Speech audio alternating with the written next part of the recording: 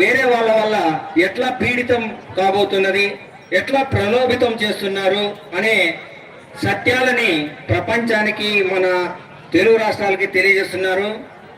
మరి శివశక్తి అధినేత శ్రీ కరుణాకర్ సుగ్గున గారిని గౌరవంగా వేదిక మీదకు తీసుకురావాల్సిందిగా వేదవ్యాసం గారిని కోరుతున్నాను.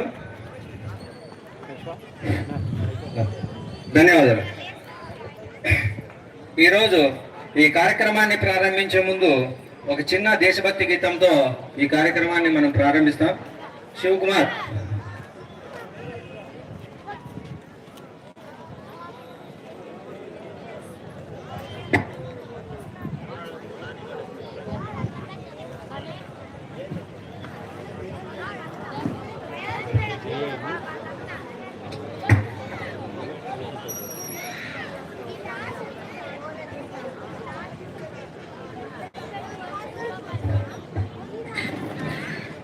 అభినవ హైందవ సోదరా, కనులు తెరచి ఒకసారి చూడరా. అభినవ హైందవ సోదరా, కనులు తెరచి ఒకసారి చూడరా. విశ్వగురువుగా విలసిల్లినది విశాల భారతముకనాడు. భావదాస్యమున మ్రగ్గుచున్నది ఇండియా పేరయినాడు. విశ్వగురువుగా వెలసిల్లినది విశాల భారతముకనాడు. భావదాస్యమున మ్రగ్గుచున్నది ఇండియా పేరయినాడు. ముక్కలు చెక్కలుగా చీలినది విశాల భారతమీనాడు. ఎవరికి వారై విడిపోయిన మన అన్నదమ్ములను చూడు. అభినవ హైందవ సోదరా, కనులు తెరచి ఒకసారి చూడరా. లోకమంతటికి జ్ఞాన భిక్షను ప్రసాదించము. పదవి మోహము సమాజమున చెలరేగినవి. న్యాయం ధర్మం సత్యాహింసలు స్వరూపమును కోల్పోయినవి. వ్యక్తి స్వార్థము పదవి మోహము సమాజమున చెలరేగినవి. న్యాయం ధర్మం సత్యాహింసలు స్వరూపమును కోల్పోయినవి.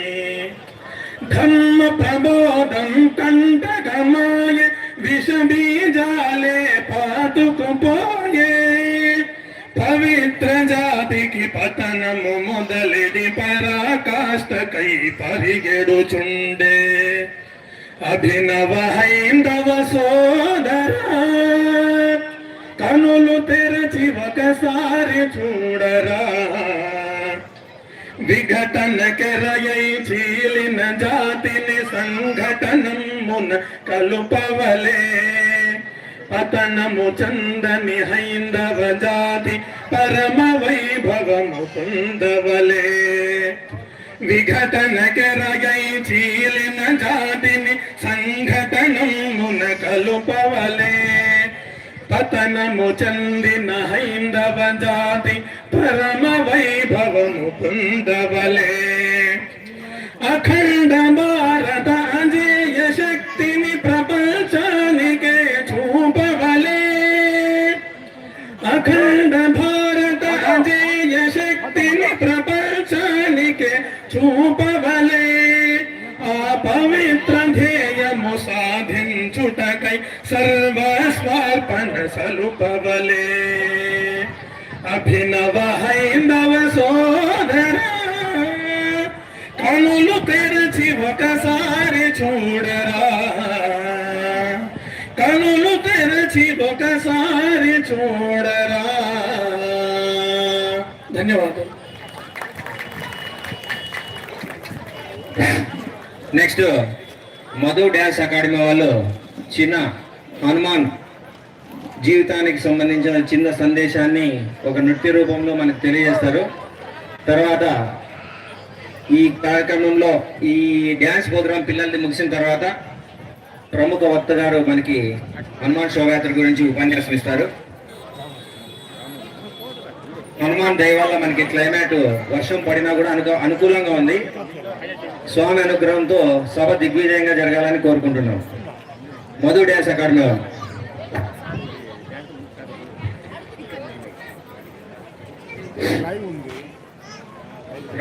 తర్వాత హనుమాన్ శోభాయాత్ర కార్యక్రమం సభకు ముఖ్య అతిథులుగా విచ్చేసిన ఆంధ్రప్రదేశ్ మంత్రివర్యులు గౌరవనీయులు సవితమ్మ అక్క గారిని వేదిక మీదకి రావాల్సిందిగా కోరుచున్నా. ధన్యవాదాలుగా. మధు డ్యాన్స్ అకాడమీ స్టార్ట్ చేస్తా. మీ సాంగ్ ఇచ్చారా? మీ సాంగ్ ఇచ్చారా?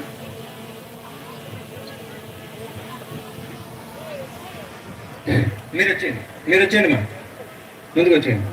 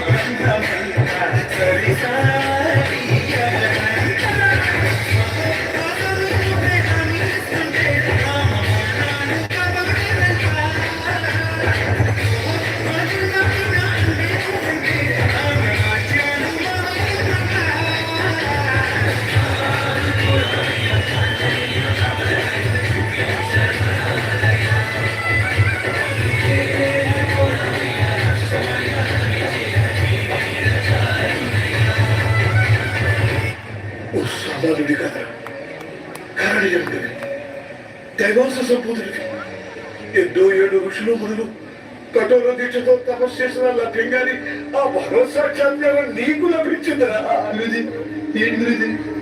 ఏమంటారు మీరు? అవునా, ఇన్నాడు నీతో ఆడుకుంది పాడుకుంది నీ ప్రసాదాలు నాకు ఎవరో కాదురా, నీ స్వామిరా, సాక్షాత్తు ఆంజనేయ స్వామిరా.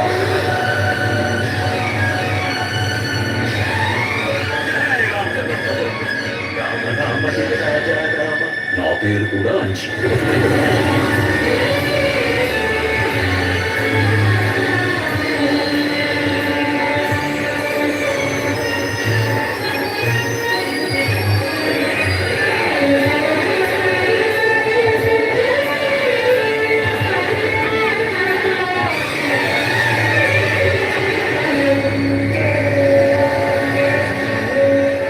అరికాలు విదిలించి మహాసముద్రాన్ని లంఘించిన వాడు,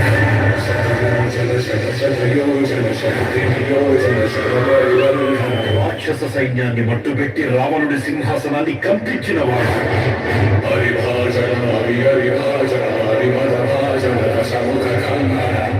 చిన్న నిప్పురపతో లంకా నగరాన్ని అగ్నిలో అలికిన వాడు,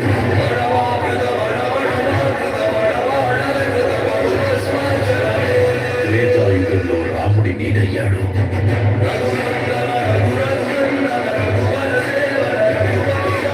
ద్వాపర యుగంలో కృష్ణార్జునుల రథకేతనమై గర్జించాడు.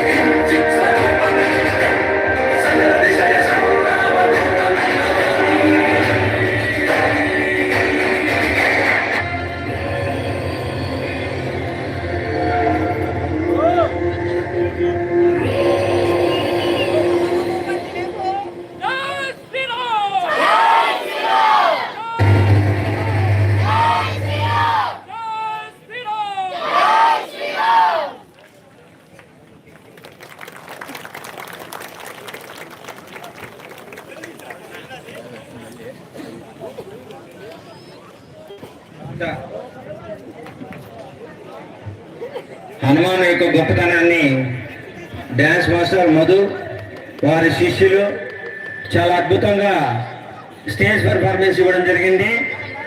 విద్యార్థులందరికీ హనుమాన్ ఆశీస్సులు నిత్యం ఉండాలని కోరుకుంటున్నా.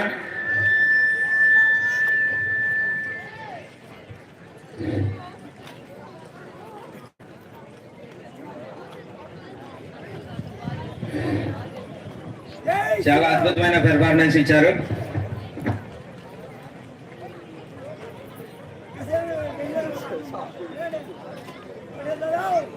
విద్యార్థి రిషిత హనుమాన్ చాలీసాని ఆలపిస్తుంది.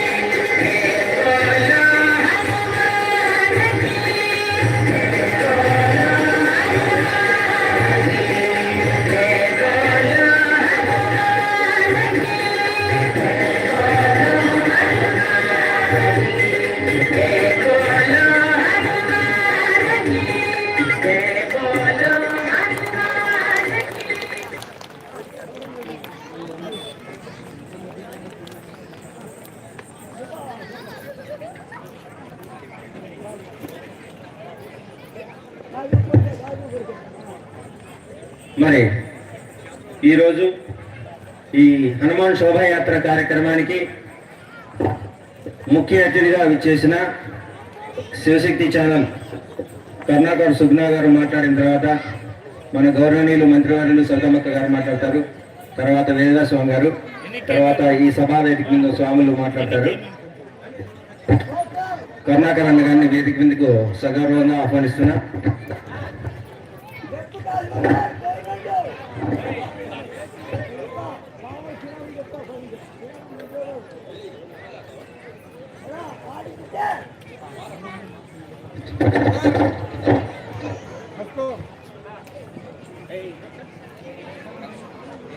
ఆపదామపహర్తారం దాతారం సర్వసంపదాం లోకాభిరామం శ్రీరామం భూయో భూయో నమామ్యహం. మనోజవం మారుతతుల్యవేగం జితేంద్రియం బుద్ధిమతాం వరిష్టం వాతాత్మజం వానరయూధముఖ్యం శ్రీరామదూతం శిరసా నమామి. వేదికని అలంకరించినటువంటి పూజ్య స్వామీజీలు, గౌరవ మంత్రివర్యులు సవితమ్మ గారికి, అలాగే ఇతర పెద్దలకు, మిత్రులకు జై శ్రీరామ్, జై శ్రీరామ్, జై జై. మనం ఎందుకు చేయకూడతాం అనేది ఒకసారి, రాముడికి ఎందుకు చేయకూడతాం? దేవుడు కాబట్టి, మన కోరికలు తీరుస్తాడు కాబట్టి అని కొంతమంది చెప్పవచ్చు. కానీ అది ఒక్కటే కాదు, రాముడిలో ఉన్నటువంటి తత్వం ఏమిటా తత్వం అంటే, చెడు మీద ఆయన చేసినటువంటి పోరాటం, ఆయనకి ఎన్నో కష్టాలు ఎదురైనా కూడా నిలబడి వాటిని ఎదుర్కొన్నటువంటి తీరు, రాముడు చేసినటువంటి దుష్ట శిక్షణ, ధర్మ రక్షణ, ఈ రాముడి తత్వం నుండి ప్రేరణ పొందినటువంటి మన భరత జాతి ఎన్నో విపత్కర పరిస్థితుల్ని చరిత్రలో ఎదుర్కొని కూడా ఈ రోజుకి సజీవంగా సగర్వంగా నిలబడి ఉంది అంటే కారణం రాముడి నుంచి పొందినటువంటి స్ఫూర్తి. ఆ రాముడి తత్వానికి మనం జయకొడుతూ ఉంటాం.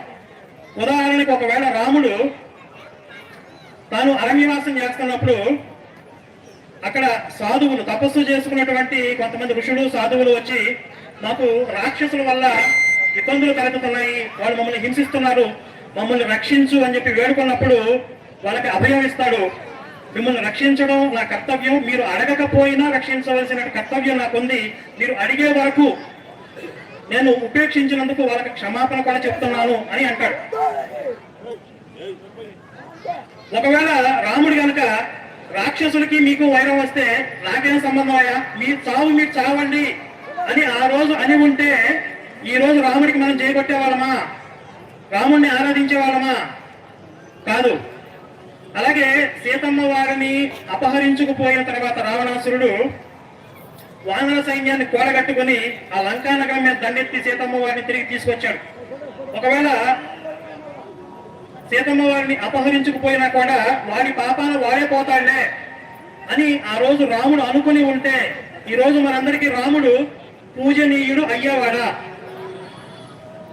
అంటే మనకి స్పష్టంగా అర్థమవుతుంది ఏంటి అని అంటే, రాముడు కేవలం దేవుడు కాబట్టి మనం పూజించట్లేదు, చేయగొట్టట్లేదు. ఆయన ఏదైతే అధర్మం మీద ఆయన చేసిన పోరాటం, ధర్మాన్ని గెలిపించడానికి తన నిబద్ధత ఏదైతే ఉందో ఆ రాముడి తత్వానికి మనం చేకూడుతూ ఉన్నాం. ఈరోజు మన హిందూ సమాజానికి ఆ రాముడి తత్వం అనేది చాలా చాలా అవసరం. ఎందుకు అనేది ఒక విషయం చెప్తాను, పెద్దలకు అభ్యంతరం లేకపోతే కొంచెం అర్థం అవడం కోసం ఒక విషయం చెప్పాల్సింది తప్పనిసరిగా. ఇప్పుడు ఇక్కడ ఉన్నటువంటి మన హిందూ బంధువుల్లో చాలా మందికి ఈ మత మార్పిడి ముఠాలు, మత మార్పిడి చేయడానికి ఏదో ఒక ప్రయత్నం చేయటం, మీ మీద ఒక వల వేయటం లాంటివి చూసే ఉంటారు. లేదా వాళ్ళ మత ప్రచారంలో భాగంగా దైవ దోషణ చేయటం, మన దేవీ దేవతలను తిప్పిపోయటం, అవహేళన చేయటం, కించపరచడం, ఇవన్నీ చూసే ఉంటారు కదా. మరి చూసినప్పుడు ఎంతమంది వాటి మీద ప్రతిస్పందించారు, ఎంతమంది వాటిని ప్రతిఘటించారు? చాలా మంది అనుకుంటూ ఉంటారు వారి పాపాలు వాడే పోతాడులే అని చెప్పి. అది కాదు రాముడు మనకు నేర్పింది. ఇక్కడ ఇంకొక విషయం కూడా మనం ఆలోచించాల్సిన అవసరం ఉంది. వాళ్ళు పదే పదే ఎందుకు మన దేవీ దేవతను తిట్టిపోస్తూ ఉంటారు? ఎందుకంటే వాళ్ళకి చెప్పుకోవడానికి ఏమీ లేదు కాబట్టి. మనకి హిందుత్వంలో ధర్మం, అధర్మం, పాపం, పుణ్యం, బంధం, మోక్షం, ఆత్మ, పరమాత్మ, ఇలా ఎన్నో రకాలైనటువంటి లోతైన శాస్త్రాలు అసంఖ్యాకంగా ఉన్నాయి. మనకు రోజుల తరబడి, సంవత్సరాల తరబడి పెద్దలు ప్రవచనాలు చెప్పినా కూడా తరగనంత సాహిత్యం, సంపద మనకు ఉంది. కానీ అప్పుడు వాళ్ళకి చెప్పుకోవడానికి ఏమీ లేదు. వాళ్ళకు ఉన్నది ఏంటి? ఒక శవము, 2 బొంగులు, 3 మేకలు, అంతకు మించి ఏమీ లేకపోవడం వల్ల వాళ్ళు అన్నదేవి దేవతను చిత్తిపోస్తూ ఉంటారు. నేను చిన్నప్పటి నుంచి వింటున్నాను. కొంతమంది తెలిసే ఉండి అందులో నుంచి వచ్చిన వాళ్ళే కాబట్టి వాళ్ళు ఒకటే చెప్తున్నారు, మా వాడికి మేకలు పట్టారు రక్తం వచ్చింది, మా వాడికి మేకలు పట్టారు రక్తం వచ్చింది అంటారు. మేకలు పడితే రక్తం వచ్చింది, రసం సాంబార్ రాదు కదా. అదే విషయాన్ని చెప్పి చెప్పి చెప్పి చెప్పి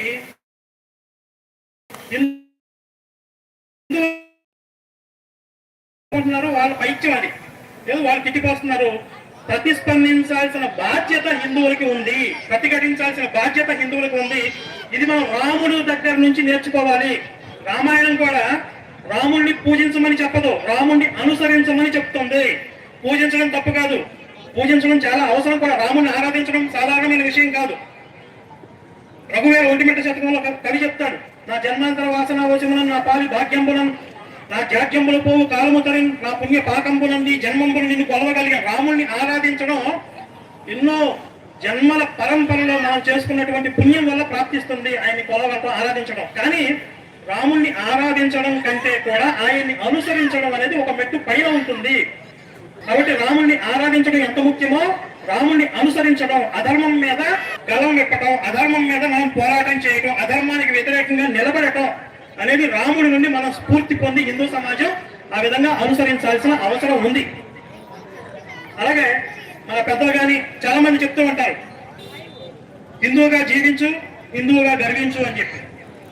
కానీ ఇక్కడితో అయిపోలా. హిందువుగా జీవించు, హిందువుగా గర్వించుతో మనం ఆగిపోకూడదు, హిందువుగా గర్జించాలి. ఎందుకంటే ఒక ఉదాహరణకు ఒక అరణ్యం తీసుకోండి. ఒక అరణ్యంలో అన్ని సాధు జీవులే ఉన్నాయి, అక్కడ సింహాలు లేవు, గర్జించే సింహాలు లేవు అనుకోండి, ఆ అరణ్యానికి రక్షణ ఉంటుందా? ఉండదు కదా. చెట్లు దొంగతనం చేసేవాళ్ళు కావచ్చు, జంతువుల్ని వేటాడేవాళ్ళు కావచ్చు, అక్కడ సింహాలు లేవు కాబట్టి యథేచ్ఛగా అక్రమాలకు పాల్పడతారు, స్మగ్లింగ్ చేస్తారు, జంతువుల్ని చంపుకుని అమ్మేసుకుంటారు, రకరకాలుగా అరణ్యాన్ని నాశనం చేస్తారు. ఎప్పుడైతే అరణ్యంలో నుండి గర్జించే సింహాల యొక్క గొంతు వినపడుతుందో అప్పుడు ఈ స్మగ్లర్లు కావచ్చు, దొంగలు కావచ్చు, అరణ్యం వైపు తలెత్తి చూడటానికి కూడా భయపడతారు. అలాగే ఈరోజు హిందూ సమాజంలో కూడా గర్జించే సింహాల యొక్క అవసరం ఉంది. ఈరోజు పెనుగొండలో జరిగినటువంటి ఈ శోభాయాత్ర కేవలం శోభాయాత్ర కాదు, ఇది హిందూ సమాజం యొక్క గర్జన. హిందూ సమాజంలో పెనుగొండలో గర్జించే సింహాలు ఉన్నాయి అని సమాజానికి తెలియజేసేదే ఈ శోభాయాత్ర. ఇంతకుముందు మిత్రులు చెప్పారు, పెనుగొండలో సుమారుగా 365 దేవాలయాలు ఉండేవి ఒకప్పుడు, అందులో కొన్ని శిథిలావస్థలో ఉన్నాయి అని చెప్పి. ఈ నగరాన్ని దేవాలయాల నగరం అని కూడా పిలుస్తారు. చారిత్రకంగా ఎంతో ప్రాముఖ్యత ఉంది. విజయనగర రాజ్యానికి ఒక రాజధానిగా, కొంతకాలం రాజధానిగా కూడా ఉంది. ఎప్పుడైనా సరే అసలు మన చరిత్ర ఏంటి, మన వైభవం ఏంటి, ఒక జాతి యొక్క వైభవం ఎప్పుడు తెలుస్తుంది అంటే ఆ జాతి సాంస్కృతిక వారసత్వాన్ని చూసినప్పుడు. మన సాంస్కృతిక వారసత్వం అంటే ఏంటి? మన దేవాలయాలు. ఒకసారి మన పూర్వీకుల చరిత్ర ఏంటి, మన జాతి వైభవం ఏంటి తెలుసుకోవాలి అంటే కనుక మనం పురాతన దేవాలయాలకు వెళ్ళి ఒకసారి పరిశీలన చేయాలి. పురాతన దేవాలయాలను పరిశీలన చేస్తే ఈరోజు ఇప్పుడున్న టెక్నాలజీతో కూడా నిర్మాణం చేయలేనంత విశిష్టమైన దేవాలయాలు ఎన్నో ఉన్నాయి. ఇది మన యొక్క వైభవాన్ని తెలియజేస్తుంది. అలాగే అంత విశిష్టమైనటువంటి వైభవాన్ని ఆక్రమించి వాటి మీద అన్ని మతాలు నిర్మాణం చేసినటువంటి దేవాలయాలు కూడా కొన్ని ఉన్నాయి. ఇది మన మీద జరిగినటువంటి దాడుల్ని తెలియజేస్తుంది. కాబట్టి మనం మన దేవాలయాన్ని పరిశీలించినప్పుడు మన మీద చరిత్రలో మన మీద జరిగినటువంటి దాడులు కానీ లేదా మన పూర్వీకుల యొక్క ఔన్నత్యం కానీ మనం తెలుసుకునే అవకాశం ఉంది. ఆ దేవాలయాల్ని మనం పరిరక్షించుకోవాల్సిన బాధ్యతని ప్రతి ఒక్కరు కూడా గుర్తించుకోవాలి. ఎందుకు అంటే ఇది మన పూర్వీకుల పట్ల మనకు ఉండవలసినటువంటి కృతజ్ఞత, రుణం. ఇటీవలే సోమనాథ్ దేవాలయాన్ని అమృత మహోత్సవాలు నిర్వహించారు అక్కడ ప్రధాని మోదీ గారి ఆధ్వర్యంలో. ఎందుకు అంటే స్వాతంత్ర్యం వచ్చిన తర్వాత సోమనాథ్ దేవాలయాన్ని పునర్నిర్మించి 75 సంవత్సరాలు పూర్తయింది. అంతకుముందు ఆ దేవాలయాన్ని ఎన్నోసార్లు ఈ మతోన్మాద మూకలు ధ్వంసం చేశాయి. ఒకనొక సందర్భంలో గజనీ మహమ్మద్ పెద్ద సైన్యంతో దండెత్తి వచ్చినప్పుడు దేవాలయాన్ని ధ్వంసం చేయాలని ప్రయత్నం చేస్తున్నప్పుడు కొన్ని వేల మంది యోధులు దేవాలయానికి అడ్డంగా నిలబడి తలలు తెగుతున్నా కూడా ఆ సైన్యాన్ని ఆపడానికి ప్రయత్నించారు. కాబట్టి ప్రాణాల కంటే ఎక్కువగా భావించి కొంతమంది ప్రాణత్యాగం చేసి ఆత్మత్యాగం చేస్తే తప్ప ఈ రోజు మనం కొన్ని దేవాలయాలు చూడగలుగుతున్నాం. కాబట్టి ఏదైనా ఒక పురాతన దేవాలయానికి మనం వెళ్ళేటప్పుడు ఆ దేవాలయాన్ని దర్శించుకునేటప్పుడు ఒకసారి మనసులో ఆలోచించండి, ఈ రోజు ఈ దేవాలయం ఇక్కడ నిలబడి ఉంది అంటే కారణం ఈ నేను నడిచి వెళ్తున్నటువంటి దారిలో ఈ నేల ఎంతమంది వీరుల రక్తంతో తడిచిందో అనేక ఆ గౌరవ భావంతో మనం ఆ దేవాలయాన్ని దర్శించుకోవాలి. అలాగే ఇక్కడ ఎంతోమంది మహిళా మూర్తులు ఉన్నారు, వారికి కూడా ఒక విషయం చెప్పాలి. ఎందుకంటే కుటుంబానికి పిల్లల్ని తీర్చిదిద్దేది తల్లి పాత్రే. కాబట్టి ఇప్పటి వరకు మనం రాముడి గురించి మాట్లాడుకున్నాం, రాముడి నుండి మనం నిర్లక్ష్యం చేయాలి అని చెప్పారు. మరి మాకు స్ఫూర్తి ఎవరు అని చెప్పి కొంతమందికి అక్కడ డౌట్ రావచ్చు. అదే రామాయణంలో మనకి సీతమ్మ తల్లి కనబడుతుంది. సీతమ్మ తల్లిని ఒక సందర్భంలో రావణాసురుడు బంధించిన తర్వాత భయంకరమైనటువంటి పరిస్థితుల మధ్య సీతమ్మని ఉంచి ఆవిడ భయపెట్టి నువ్వు నాకు లొంగుపో, ఒకవేళ లొంగకపోతే కనుక నీకు కొంత గడువిస్తున్నాను, ఈ గడువు లోపల లొంగకపోతే కనుక నిన్ను సంహరించి భోజనంలో వండుకుని తినేస్తాను అని ఇంత భయంకరంగా భయపెడుతున్నప్పుడు అప్పుడు సీతమ్మ తల్లి ఒక మాట చెప్పింది. ఏం చెప్పింది ఎవరికైనా తెలుసా? మగధీర సినిమా చూసారా? మగధీరలో రామ్ చరణ్ మంచి హీరోయిజం డైలాగ్ అంటే ఒకటి చెప్పండి. షేర్ ఖాన్ వస్తాడు కదా, ఆ రాజకుమార్ నాకు అప్పగించు, నిన్ను ప్రాణాలతో వదిలేస్తానంటే ఏమంటాడు? నిన్ను నీ సైన్యాన్ని ప్రాణాలతో వదిలేస్తాను, ఆ రాజద్రోహం నాకు అప్పగించు అంటాడు. ఏమి హీరోయిజం రా అని చెప్పి విసులు చేశారు కదా థియేటర్స్ లో. అది రావణాసుడి దగ్గర సీతమ్మ చెప్పిన డైలాగ్, అక్కడి నుంచి కాపీ పెట్టారు. అక్కడ రావణాసుడు వచ్చి నీకు ప్రాణాల మీద ఆశ ఉంటే నాకు లొంగిపో అంటే అప్పుడు సీతమ్మ తల్లి చెప్పింది, నీకు ప్రాణాల మీద ఆశ ఉంటే నీకు బ్రతకాలనే కోరిక ఉంటే వెళ్ళి రాముడితో స్నేహం చేసుకోరా అన్న. ఏది రాక్షసుల మధ్య నిలబడి, రాక్షసుల మధ్య ఒక్కటే ఉండి, పక్కన రాముడు లేడు లక్ష్మణుడు లేడు, ఒంటరిగా ఉండి ఎదురుగా అంత భయంకరమైనటువంటి రాక్షసులు నిలబడితే నీకు ప్రాణాల మీద ఆశ ఉంటే బ్రతకాలనే కోరిక ఉంటే వెళ్ళి రాముడితో స్నేహం చేసుకోరా. విదిత తెలిసినదే, సహి ధర్మజ్ఞ, సహి అంటే రాముడు అన్ని ధర్మాలు తెలిసిన వాడు, శరణాగత వత్సల, శరణు అన్నవారి పట్ల వాత్సల్యాన్ని చూపించిన వాడు, తేన మైత్రి భవతుతే, ఎది జీవితం ఇచ్చేసి నీకు ప్రాణాల మీద ఆశ ఉంటే వెళ్ళే రాముని పాదాల మీద పడు అని రావణాసురుణ్ణి ఛాలెంజ్ చేసినటువంటి ఒక ధీరత్వం సీతమ్మ తల్లి క్యారెక్టర్ లో కనబడుతుంది. ఈ రోజు రావణాసురుడిలాగా కొన్ని మత మార్పిడి ముఠాలు వస్తూ ఉంటాయి మన ఇళ్ళకి. రాముడి కంటే నేను గొప్పవాడిని అని చెప్పి రావణాసుడు ఏ విధంగా చెప్పుకున్నాడో, మీ దేవుడి కంటే మా దేవుడు గొప్పోడు అని చెప్పి రావణాసురుడిలాగా చెప్తూ ఉంటారు. మరి ఈరోజు మహిళా మూర్తులు మీ దగ్గర నుంచి రావాల్సిన స్పందన ఎలా ఉండాలి? ఆ రోజు సీతమ్మ తల్లి రావణాసురుడికి ఆ గట్టి పలకని అడ్డంగా పెట్టి డైలాగ్ చెప్పింది అక్కడ, నీకు ప్రాణాల మీద ఆశ ఉంటే రాముడితో స్నేహం చేసుకోవాలని చెప్పి. అలాగే ఈ మత మార్పిడి ముఠాలకి కూడా మీరు చీపురు కట్ట చూపించి మీకు ప్రాణాల మీద ఆశ ఉంటే నువ్వు నీ దేవుడు కలిసి మా రాముడి పాదాల మీద పడండిరా అని చెప్పాలి. ఎందుకంటే మనం చరిత్రలో ఎంతో గొప్పగా చెప్పుకున్నటువంటి ఛత్రపతి శివాజీ మహారాజును తయారు చేసింది ఒక స్త్రీమూర్తి, తల్లి జిజియాబాయి. ఈరోజు ప్రతి ఒక్కరూ కూడా తమ బిడ్డల్ని శివాజీ మహారాజులా చేయకపోయినా పర్లేదు కానీ చేతగాని వాళ్ళలాగా మాత్రం చేయొద్దు. వాళ్ళు సమాజాన్ని ఉత్తరించకపోయినా పర్వాలేదు కానీ తమని తాము రక్షించుకునే స్థితిలో అన్నా మీరు పెంచాల్సిన అవసరం ఉంది. బయట ఎన్నో మత మార్పిడి ముఠాలు ఉన్నాయి, లవ్ జిహాదులు ఉన్నాయి. ఆడపిల్లలు ఉంటే మీరు నేర్పించాలి, వాళ్ళకి చెప్పాలి ధర్మం ఏంటి, అధర్మం ఏంటి, బయట ఉన్న పరిస్థితులు ఏంటి, ప్రమాదాలు ఏంటి. మీ పిల్లలకి నేర్పించకపోతే ఈ రాబందులు ఎన్నో కాచుకుని ఉన్నాయి. ఆ రాబందుల కబంధ హస్తాల్లోకి మీ పిల్లలు జారిపోయే అవకాశం ఉంది. అలాగే ఇప్పుడు ఒక విషయం చెప్తాను.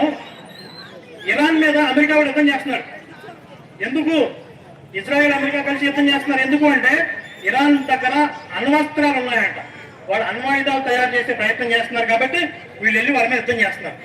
వాడి దగ్గర అణ్వస్త్రాలు ఉంటే వీళ్ళకేంటి, అవి వీళ్ళ మీద వేస్తారేమో భయం వీళ్ళకి. అంటే ముందు జాగ్రత్తగా వెళ్ళి యుద్ధం చేస్తున్నారు. మనం ఆ వార్తలు చూస్తున్నాం. ఇరాన్ మీద అమెరికా దాడి, ఈరోజు ఎన్ని బాంబులు వేశారు, ఎంతమంది పోయారు, ఇవన్నీ చూస్తే ఎంటర్టైన్మెంట్ గా మనం భావిస్తున్నాం. కానీ ఇక్కడ మన దేశంలో అక్కడ ఇరాన్ వాడు ఎలా అయితే అణ్వస్త్రాలు తయారు చేస్తే అమెరికా వాడి మీద ప్రయోగించే అవకాశం ఉందో, మన దేశంలో కూడా కొంతమంది తీవ్రవాద ఉన్మాద మత శక్తులు హిందూ సమాజం మీద దాడి చేయడానికి కొన్ని ఏర్పాట్లు చేసుకుంటూ ఉన్నారు. ఆ పరిస్థితుల మధ్య మనం ఉన్నాం. ఇరాన్ వాడు ఎప్పుడో భవిష్యత్తులో ప్రయోగిస్తాడు అనే భయంతో అమెరికా వాడు ముందే వాళ్ళని అటాక్ చేసేసాడు. కానీ ఈ రోజు మన చుట్టూ ఇన్ని ప్రమాదకర పరిస్థితులు ఉన్నా కూడా మనం కనీసం గమనించలేని దుస్థితిలో ఉన్నాం. ఈరోజు మన హిందూ సమాజం యొక్క దుస్థితి అది. కాబట్టి ఎన్నో రకాల ప్రమాదాలు ఉన్నాయి. హిందూ సమాజాన్ని జాగృతం చేయాల్సిన అవసరం ఉంది. ఈ ధర్మరక్షణ అనేది మనకు ఒక రామకార్యం అనుకుంటే, ఆ రామకార్యాన్ని నిర్వర్తించడంలో మనందరికీ ఆదర్శవంతుడు హనుమంతుడు. ఆ హనుమంతుడు ఈ కలియుగంలో కూడా చిరంజీవి. ఎందుకు చిరంజీవిగా ఉన్నాడు అంటే, ఆ రోజు రాముడు ఏదైతే ధర్మాన్ని నిలబెట్టాడో ఆ ధర్మాన్ని రక్షించే బాధ్యతను తీసుకున్నాడు కాబట్టి ఈ భూమి మీద ఇంకా చిరంజీవిగా ఉన్నాడు. ఎవరైతే రామకార్యం కోసం నిష్ఠగా నిస్వార్థంగా పనిచేస్తారో వాళ్ళకి తోడుగా ఉంటాడు తప్పనిసరిగా. దేవతలందరికీ కుమారస్వామి సైన్యాధిపతి అయితే రామభక్తులందరికీ, రామ సైన్యం అందరికీ కూడా హనుమంతుడు సైన్యాధిపతిగా ఉండి ఈ ధర్మ రక్షణ కార్యంలో మనందరినీ కూడా దిగ్విజయంగా ముందుకు నడిపిస్తాడు అని చెప్పి నేను మనస్ఫూర్తిగా నమ్ముతూ, జై శ్రీరామ్, రామభక్త హనుమాన్ కి, భారత్ మాతా కి.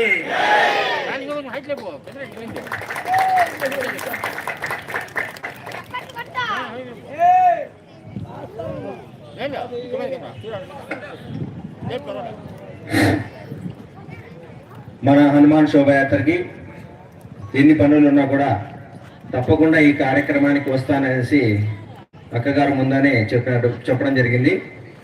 మరి ఈరోజు ఈ కార్యక్రమానికి విచ్చేసినందుకు మనందరి తరఫున అక్కగారికి ధన్యవాదాలు తెలియజేస్తున్నాం. ఈరోజు ఈ సభా వేదిక మీదకు ఆంధ్రప్రదేశ్ మంత్రివర్యులు సవితమ్మ అక్క గారిని సగర్వంగా వేదిక మీదకు ఆహ్వానిస్తున్నాం. అక్కగారు వచ్చి హనుమాన్ శోభయాత్ర గురించి 2 మాటల్లో చెప్పబోతున్నారు.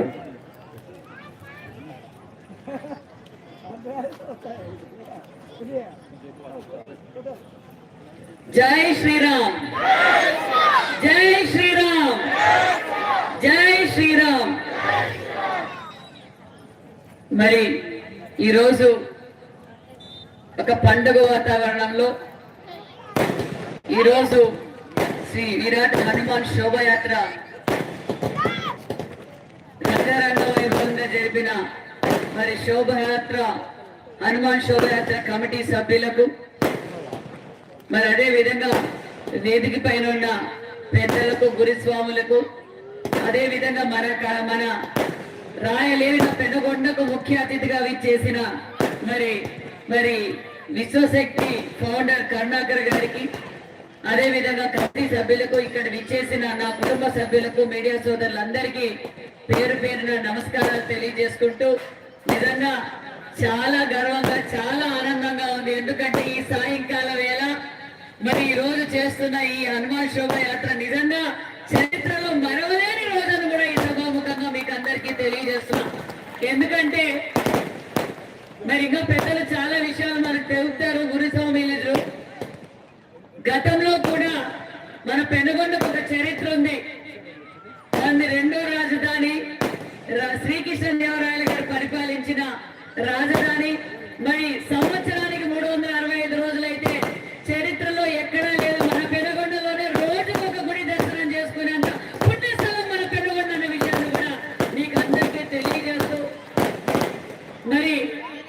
విధంగా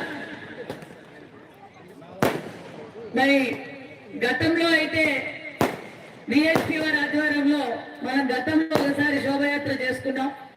ఈసారి మరి విరాట్ హనుమాన్ కమిటీ వారందరూ కలిసి ప్రజలందరినీ మన హిందువులు మన సంస్కృతిని మన సాంప్రదాయాలని మరి పాటించాలని ఇలాంటి ఒక మంచి కార్యక్రమం రాజకీయ నాయకులు అయితే ఏదో లబ్ధి కోసం చేస్తారు, పార్టీలు చేస్తారు.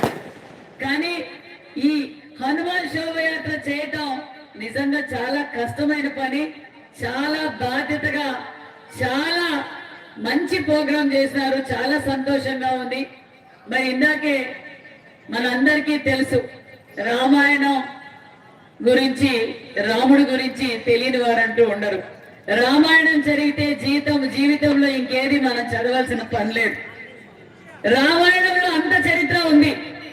అన్నదమ్ములు ఎలా ఉండాలి, భార్యభర్తలు ఎలా ఉండాలి, రాజు రాజ్యాన్ని ఎలా పరిపాలించాలి, నీతి అంటే ఏంటి, అధర్మం అంటే ఏంటి, మరి రామాయణంలో ప్రతిదీ రామాయణంలో ఉంది. ఇక్కడున్న తల్లిదండ్రులందరికీ నేను తెలియజేసేది ఒకటే, ప్రతి ఒక్కరూ రామాయణం చదవాలి, రామాయణం గురించి తెలుసుకోవాలి. ఇంట్లో తల్లిదండ్రుల దగ్గర నుంచి ప్రతి ఒక్కరూ రామాయణం గురించి తెలుసుకోవాల్సిన బాధ్యత మనకుందన్న విషయం తెలియజేస్తున్నాం. మనం గొప్ప వాళ్ళం. ఈ భూమి భారతదేశంలో మనం పుట్టడం, మనం చాలా చేసుకున్న గొప్ప వాళ్ళం అనే విషయం తెలియజేస్తున్నాం. ఈ రోజు దేశ విదేశాల్లో కూడా మరి ఎంతో మేము ఈ టెక్నాలజీని గుర్తుపెట్టాం, ఈ టెక్నాలజీని కనిపెట్టాం. మేము ఇంత అడ్వాన్స్ కల్చరు, మేము చాలా అడ్వాన్స్ కల్చర్. లాస్ట్ కి ప్రపంచం అంతా తిరిగి మన రామాయణం వైపే చూస్తూ ఉంది. మన రామాయణం గురించి ఈ రోజు ఇతర దేశాల్లో కూడా చెప్తున్నారన్న విషయం మీకు అందరికీ తెలియజేస్తున్నాం. మరి ఇంత మంచి ఈ కార్యక్రమం నిజంగా చాలా సంతోషంగా ఉంది. మరి నేనందరికీ తెలియజేసేది ఒకటే, మరి హిందువుగా పుట్టిన ప్రతి ఒక్కరూ మరి మన అయోధ్య రాముని దర్శనం చేసుకుంటేనే మన జన్మ ధన్యమవుతుందన్న విషయాన్ని కూడా మీకు అందరికీ తెలియజేస్తున్నాం. ఖచ్చితంగా మనం అయోధ్యలో మరి మన శ్రీరాముని దర్శనం చేసుకోవాలి. మన ప్రధానమంత్రి గారు కూడా ఎంతో ప్రతిష్టాత్మకంగా తీసుకొని ఈ రోజు మన అయోధ్యని మరొక్కసారి అయోధ్యలో మనం చూసే అవకాశం మనకి నరేంద్ర మోడీ గారు కల్పించారు. కాబట్టి ఖచ్చితంగా మనందరం మరి శ్రీరాముని దర్శనం చేసుకోవాలి. మరి అందరూ చేసుకోగలరు, కొంతమంది చేసుకోలేరు. కానీ నేను మరి మా తెలుగుదేశం పార్టీ కార్యకర్తలు, విహెచ్పి కార్యకర్తలు, హనుమాన్ కమిటీ వారందరూ ఒకటి ఆలోచించాం. మరి హిందువుగా పుట్టిన ప్రతి ఒక్కరూ కొంతమంది పోగలరు, కొంతమంది పోలేరు. మరి మేము కూడా ప్రతి పంచాయతీ నుంచి కూడా మన అయోధ్యకు దర్శనం చేసుకునే సౌకర్యం నేను కల్పిస్తానని కూడా ఈ సమాముఖంగా మీకు అందరికీ తెలియజేస్తున్నాం. మరి పంచాయతీల వైద్యుగా ఒక రైల్వే వాళ్ళతో కూడా మాట్లాడాం. ఇందాక అరుణ్ రెడ్డి నేను కూడా చర్చించుకున్నాం. రైల్వే డిపార్ట్మెంట్ తో కూడా చర్చించుకున్నాం. మనం ఒక భోగిలో స్లీపర్ కోచ్ లో పోవాలంటే 72 మంది పంచాయతీలకి 72 మందికి కల్పించే ప్రతి పంచాయతీ వర్గంలో ఉన్న ప్రతి పంచాయతీకి ఫీజు మేనర్ లో నేను ట్రాన్స్పోర్ట్ ఏర్పాటు చేస్తాను.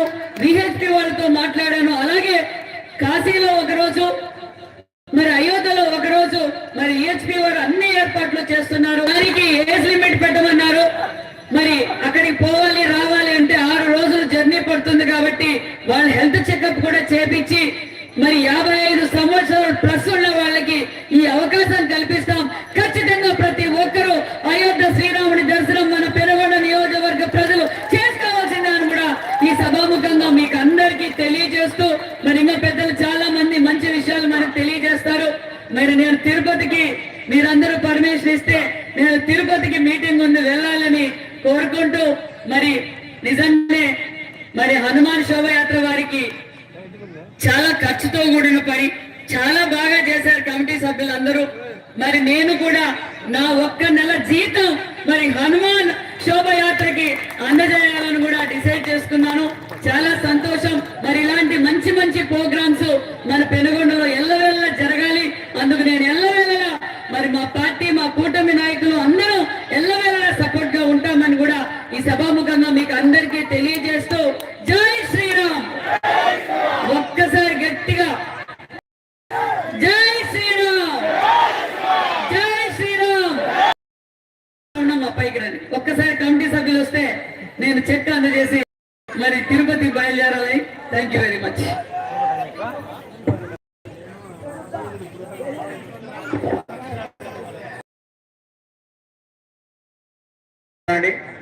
అందరూ రండి.